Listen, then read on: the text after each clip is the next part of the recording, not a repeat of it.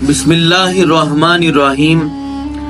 حضرت عمر رضی اللہ تعالیٰ عنہ روایت کرتے ہیں کہ میں ایک دن حضور نبی رحمت کے ساتھ کسی سفر پہ جا رہا تھا کہ راستے میں ہمیں ایک بزرگ ملے، تو انہوں نے حضور نبی رحمت کی بارگاہ میں حاضر ہو کر سلام عرض کیا، تو نبی علیہ السلام نے ان سے ان کا تعارف پوچھا، تو وہ کہنے لگا کہ میرا نام حامہ ہے اور میں ہیم کا بیٹا ہوں، اور ہیم بیٹا جو ہے وہ شیطان کا ہے۔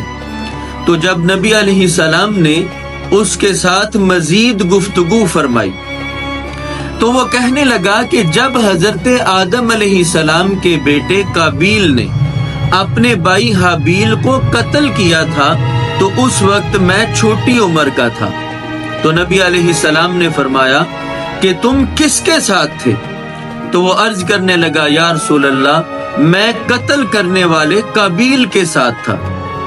تو پھر حضور نبی رحمت نے فرمایا کہ تم مسلمان کیسے ہوئے؟ تو وہ عرض کرنے لگا، یا رسول اللہ، میں حضرت نوح علیہ السلام کے پاس حاضر ہوا اور عرض کرنے لگا، اللہ کے نبی، میں اللہ کی بارگاہ میں توبہ کرنا چاہتا ہوں۔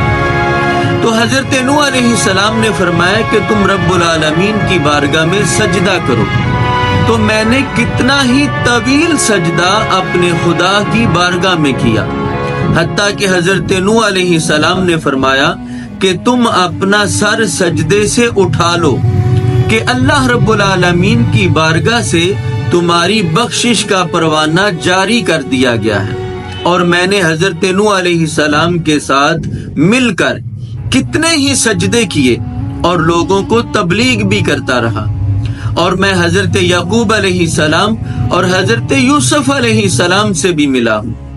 میں حضرت موسیٰ علیہ السلام اور حضرت عیسیٰ علیہ السلام سے بھی ملا۔ تو حضرت عیسیٰ علیہ السلام نے آپ کی طرف ایک پیغام بھی بھیجا ہے۔